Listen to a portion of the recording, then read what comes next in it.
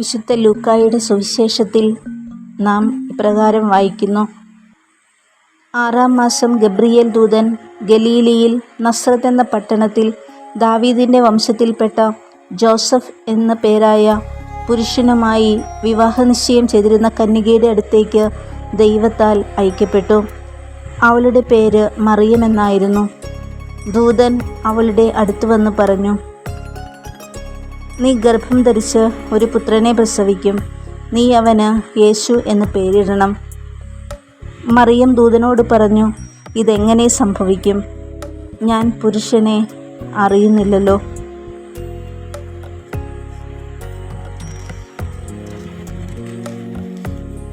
അക്കാലത്ത് ലോകമാസകലമുള്ള ജനങ്ങളുടെ പേര് എഴുതി ചേർക്കപ്പെടണമെന്ന് അഗസ്റ്റസ് സീസറിൽ നിന്ന് കൽപ്പന പുറപ്പെട്ടു.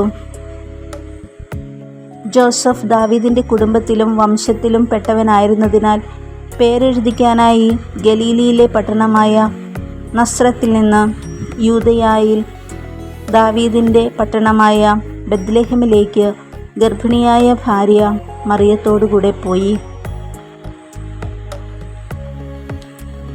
ആ പ്രദേശത്തെ വയലുകളിൽ ആടുകളെ രാത്രി മേയിച്ചുകൊണ്ടിരുന്ന ഇടയന്മാർ ഉണ്ടായിരുന്നു. ദൂതൻ അവരോട് പറഞ്ഞു, ഭയപ്പെടേണ്ട, ഇതാ സകല ജനത്തിനും വേണ്ടിയുള്ള വലിയ സന്തോഷത്തിൻ്റെ സദ്വാർത്ത ഞാൻ നിങ്ങളെ അറിയിക്കുന്നു. ദാവീദിൻ്റെ പട്ടണത്തിൽ നിങ്ങൾക്കായി ഒരു രക്ഷകൻ, കർത്താവായ ക്രിസ്തു ഇന്ന് ജനിച്ചിരിക്കുന്നു.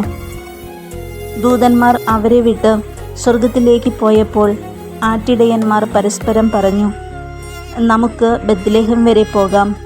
കർത്താവ് നമ്മെ അറിയിച്ച ഈ സംഭവം നമുക്ക് കാണാം. അവർ അതിവേഗം പോയി മറിയത്തെയും ജോസഫിനെയും പുൽത്തൊട്ടിയിൽ കിടക്കുന്ന ശിശുവിനെയും കണ്ടു.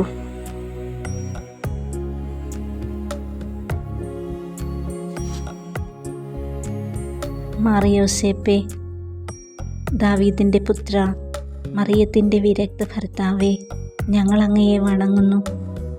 രക്ഷകൻ്റെ കാവൽക്കാര, അങ്ങ് നാമകരണം ചെയ്ത ഈശോയെ ഞങ്ങൾ ആരാധിക്കുന്നു.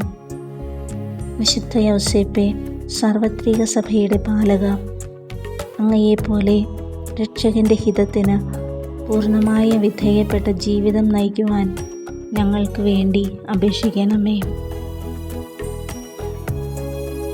എൻ്റെ മധ്യസ്ഥനായ യൗസേപിതാവേ, അങ്ങയുടെ സംരക്ഷണം എത്ര വലുതാണെന്നും എത്ര ശക്തമാണെന്നും ഞാൻ അറിയുന്നു. ദൈവത്തിൻ്റെ സിംഹാസനത്തിന് മുമ്പിൽ എൻ്റെ എല്ലാ ആവശ്യങ്ങളും ആഗ്രഹങ്ങളും സമർപ്പിക്കണമേ. അങ്ങയുടെ ശക്തമായ മധ്യസ്ഥതയാൽ അങ്ങയുടെ പരിശുദ്ധ പുത്രൻ വഴി എനിക്ക് അനുഗ്രഹങ്ങൾ ചൊരിയണമേ. ഏറ്റവും സ്നേഹമുള്ള പിതാവേ, അങ്ങ് എന്നോട് കാണിക്കുന്ന സ്നേഹത്തിന് ഞാനെന്നും നന്ദിയുള്ളവളായിരിക്കും. എൻ്റെ യൗസേപിതാവേ, അങ്ങയുടെ കരങ്ങളിൽ വിശ്രമിക്കുന്ന ഈശോയെ വിളിച്ചുണർത്തി ശല്യപ്പെടുത്തണമെന്ന് അഭ്യർത്ഥിക്കാനുള്ള ശക്തി എനിക്കില്ല. പകരം എൻ്റെ നാമത്തിൽ അവനെ മെല്ലെ സ്പർശിച്ച് അവൻ്റെ നെറുകയിൽ എനിക്ക് വേണ്ടി ചുംബിക്കണമേ. എൻ്റെ മരണസമയത്ത് ഈ ചുംബനം എനിക്ക് തിരിച്ചു നൽകണമെന്ന് അവനോട് അഭ്യർത്ഥിക്കണമേ. നല്ല മരണത്തിൻ്റെ മധ്യസ്ഥ, ഞങ്ങൾക്ക് വേണ്ടി പ്രാർത്ഥിക്കണമേ. ആമേൻ.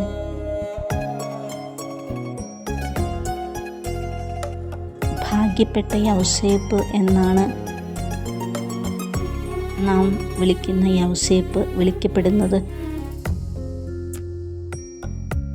എന്നാൽ അത്ര ഭാഗ്യപ്പെട്ട ഒരാളല്ല അരങ്ങിനു പിന്നിൽ വിയർപ്പൊഴുക്കിയ യൗസേപ്പ്. മടിശീലയ്ക്ക് കനമില്ലാത്തതുകൊണ്ട് കൊട്ടിയടയ്ക്കപ്പെട്ട സത്രവാതിലുകളുടെ മുമ്പിൽ നിസ്സഹായനാക്കപ്പെട്ട ഒരു പാവം പരദേശി. പ്രസവരക്ഷ കിട്ടാത്ത അമ്മയെയും ചുമന്ന് മാറാത്ത ചോരക്കുഞ്ഞിനെയും കൊണ്ട് പ്രവാസ ജീവിതത്തിൻ്റെ അനിശ്ചിതത്വത്തിലേക്ക് കടന്നു പോകുവാൻ നിർബന്ധിക്കപ്പെട്ടവനുണ്ടായ അരക്ഷിതാവസ്ഥകൾ ജീവിതത്തിൻ്റെ ഭാഗമായവനാണ് അദ്ദേഹം. ജീവിതം മുഴുവൻ പങ്കപ്പാടുകളുടെ ദുരിതപർവങ്ങൾ മാത്രം. വിശുദ്ധ യൗസേപ്പ് ഭാഗ്യപ്പെട്ടവനാണെന്നതിന് കാരണമൊന്നേയുള്ളൂ.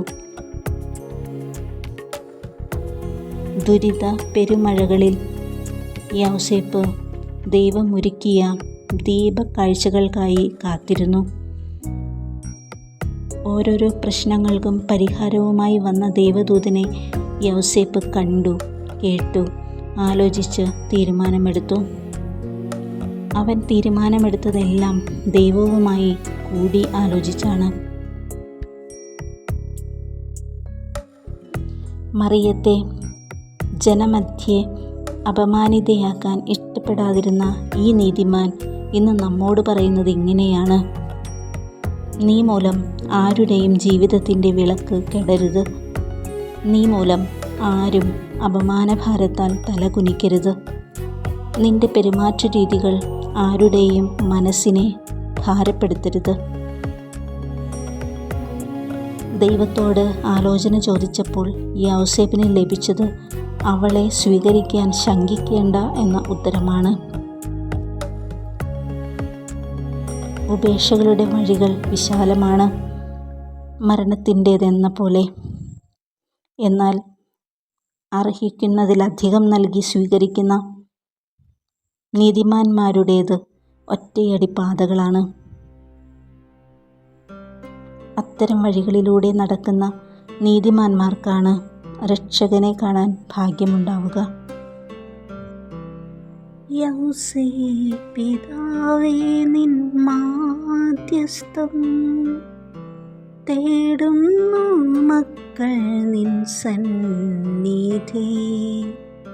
കാത്തിടണേ ഞങ്ങളെ നീ, ഈശോയിൽ ഞങ്ങളെ ചേർക്കണേ. ഈ സമൂഹത്തിൻ്റെ പ്രാർത്ഥന പരസ്പരം പങ്കിട്ടു ജീവിക്കാൻ ആശ്വാസമേശുനാഥനിൽ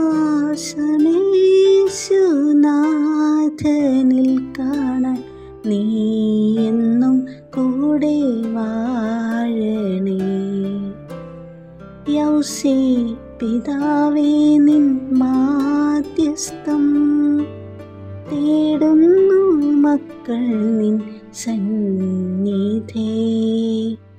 കാത്തിടണേ ഞങ്ങളെ നീ, ഈശോയിൽ ഞങ്ങളെ ചേർക്കണേ.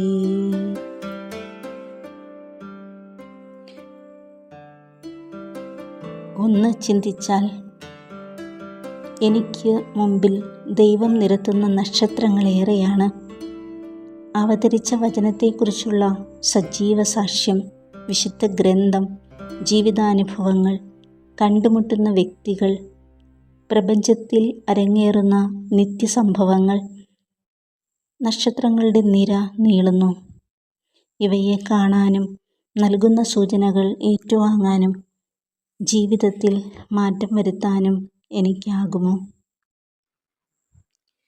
യേശുവിൻ പുണ്യതാതാ, മേരിതൻ പുണ്യകാന്ത, ദൈവത്തിൻ ഹിതമറിഞ്ഞു ത്യാഗത്തിൻ വഴി പുണർന്ന് നീ എന്നും ധന്യനായി.